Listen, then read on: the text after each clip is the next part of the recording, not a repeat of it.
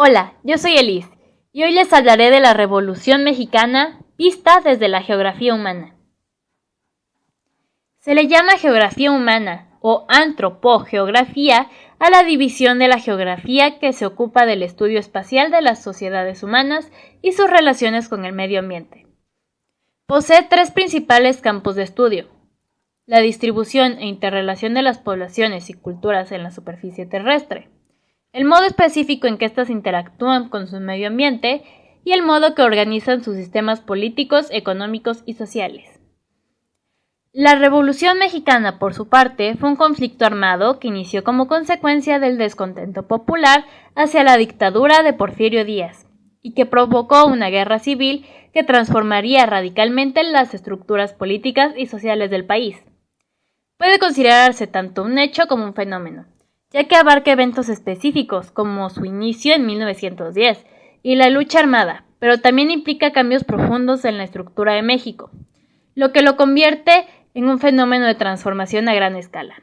Y considerando que un fenómeno geográfico es un cambio drástico que ocurre en corto tiempo, podemos considerar que la Revolución Mexicana es un fenómeno geográfico. Los principios metodológicos de la geografía son las bases que orientan la investigación de los fenómenos geográficos.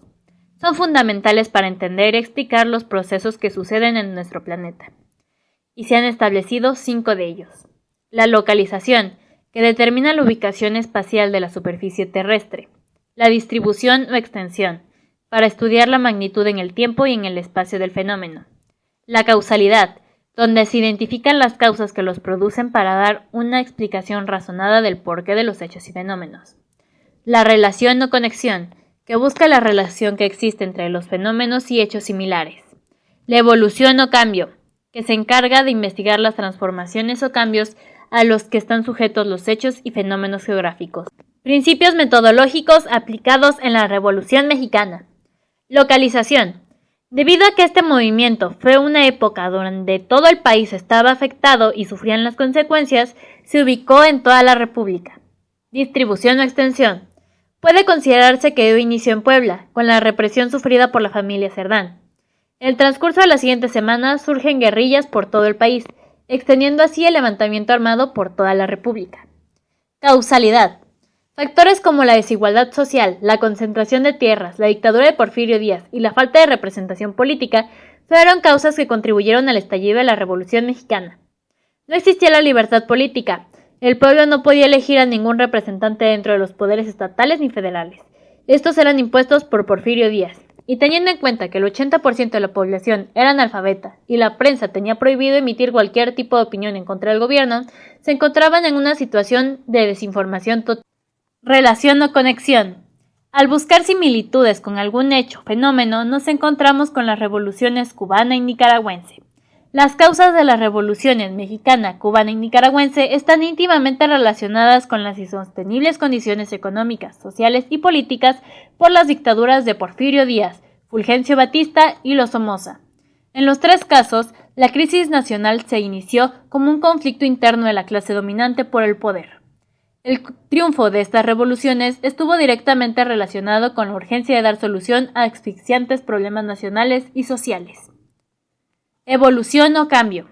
Se puede analizar la evolución desde su fase inicial, que fue cuando Francisco I. Madero crea el Plan de San Luis para iniciar el enfrentamiento armado, hasta sus etapas posteriores, que involucraron conflictos internos y la consolidación de ciertos cambios estructurales y políticos, hasta el final de este proceso en 1920. Podemos observar cómo se transformaron las demandas iniciales de diversos grupos sociales y cómo se configuró el México postrevolucionario. La geografía humana abarca diversas ramas, las cuales ayudan a estudiar ciertos aspectos de la sociedad en relación con el entorno.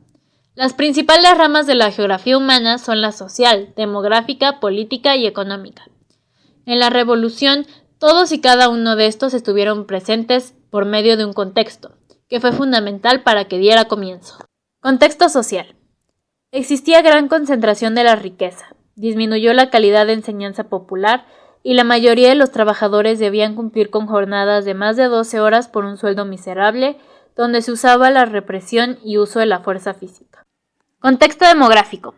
Los efectos de la guerra se vieron reflejados en los desplazamientos de población, pérdida de vidas y cambios en la distribución geográfica. De acuerdo con el censo de 1910, México contaba con una población de aproximadamente 15.2 millones de habitantes, mientras que en el censo de 1921 se contabilizó una población de 14.3 millones de habitantes. Es decir, que alrededor de 900.000 habitantes disminuyeron. El decrecimiento en el volumen de la población registrado a 11 años de iniciado el movimiento armado corresponde a las muertes ocasionadas por el mismo conflicto, pero también a otros factores como el incremento de la migración, la disminución de los nacimientos y la mortalidad por las enfermedades. Contexto político. Se caracterizó por varios movimientos socialistas, liberales, anarquistas, populistas y agrarios. No existía la libertad política, aunque en principio era una lucha contra el orden establecido, con el tiempo se transformó en una guerra civil. Contexto económico. Era una economía predominantemente capitalista, aunque no estable, sus regiones se desarrollaban de forma desigual. Muchas gracias por ver.